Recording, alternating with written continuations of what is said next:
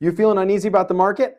It's okay. We got you. I'm Nathan. He's Lauren. Welcome to your February 26th 4Thought. It's cold out and we're expecting a lot of snow. As we're filming this, we have the Snowmageddon that's coming our way. So we're bundled up here in our office in the north. And we're going to talk today about the behavior gap. What is the behavior gap? When I say that, let's tell them what we're talking about. Yeah, I think one reason we're doing this video at this point in time, you're watching this at a different time than we're filming it, is, and this is always, there's things happening in the geopolitical sphere or whatever that are causing some turmoil in the markets. So when that happens, we want to make sure that we're communicating what's the behavioral gap. Yep. So I think the definition is if an index or a portfolio has a specific rate of return and an investor doesn't hit that rate of return, maybe the behavior of that investor is causing that to happen. So maybe that's the investor is selling when the market's down, which of course disrupts performance. Maybe they're chasing performance that was hot last year or last quarter, or maybe they're just late to the game, so they're investing in the portfolio too late to recognize its full performance. Yeah, I'll take the first one that you mentioned, which is selling when the market's down.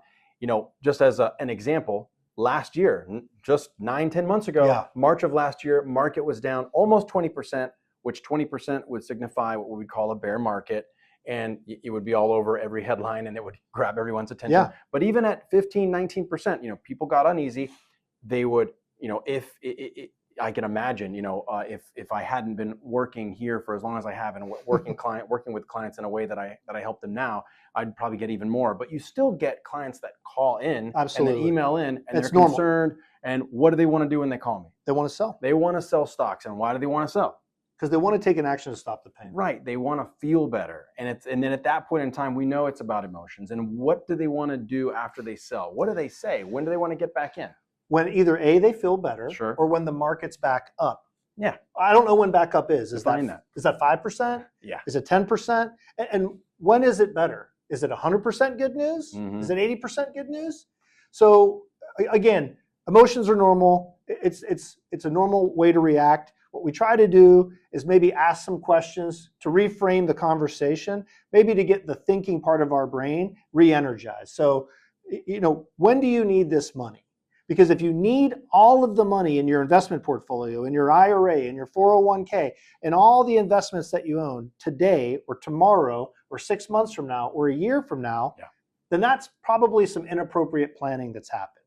What you want to do is maybe set aside enough cash for, let's say it's a year or so. More importantly, any money that you need in a shorter time frame, and that time frame could be different for everybody, people, right? But let's say under 3 years, that shouldn't be in your investment portfolio.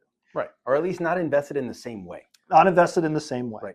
I'd say question number 2 is the market being down today or tomorrow or for 6 weeks, is that going to fundamentally change your goals? Are you not going to want to retire early? Yeah, you don't want to send your kids to college. Right, you don't want to buy a house in Florida. You don't want to get a pool. You don't want to buy a new house. I highly doubt that the market being down in the short term is going to radically change what your long-term goals are.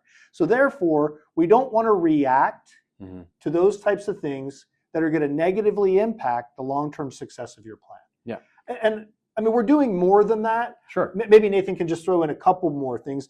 It's not going to be everything because we're trying to keep these videos a little shorter. But obviously, we always talk about having a plan. So having a plan, having a diverse, disciplined portfolio that we're managing that matches your plan, that matches you. It's not an index. That's why they call it objective-based. The index is up, the index is down. What, as you would say, what does the index know about you? So having a portfolio that's disciplined, but also that matches with your plan, rebalancing that portfolio at least annually. We don't want to rebalance. We don't want to over rebalance. Sometimes, the bar of soap, you fiddle with the bar of soap too much, there's less soap in the end. So we don't want to rebalance too much. You can really over manage a portfolio. Yeah. Having enough cash cushion, as Lauren just mentioned, making sure, most of our clients maybe are working, they're actually adding to portfolios, but there's a lot of our clients that aren't working, and that cash cushion becomes even more important, making sure that they have enough there, that they're not so hyper-focused and dependent upon their long-term portfolio. And then lastly is doing this, right? Communicating, making sure that we're available when that client does call in, when you email me or Lauren and say, I'm freaking out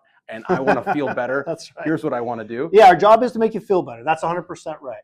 And I just want to hit a couple of highlights. I think Nathan, really got a lot of it. But remember, it's no fun when the market's down, but it's going to happen. Sure. The market is going to go down. And just because it's down doesn't mean we're not doing anything. Sometimes that's an opportunity for us to reevaluate in the portfolio. Is there anything in there that we can sell for a tax loss and keep you invested in the market, but recognize that loss? That maybe helps offset some gains either that year or in the future. Yeah, and that's not selling and going to cash, as Lauren just said. I just want to reiterate, that is selling something that you have a position that might be underwater from your cost, and then replacing it immediately with something very similar that fills the same need within your diversified portfolio, but it's not identical, so that you can take that loss and use it in the future against gains. Yeah, and since Nathan brought up a real world example, I'll do the same. We have some clients that maybe have concentrated stock positions due to equity compensation, and we'll look at those market downturns to maybe reduce concentration and give them that diversified portfolio that you talked about. Sure. So here's our commitment. I want to try to wrap this up and close it to make it shorter like I promised. Please call us when you have any concerns or questions, right? Hey, Lauren and Nathan just brought up cash cushion. I don't remember what they said. Call us. We'll go over how that is specific to you.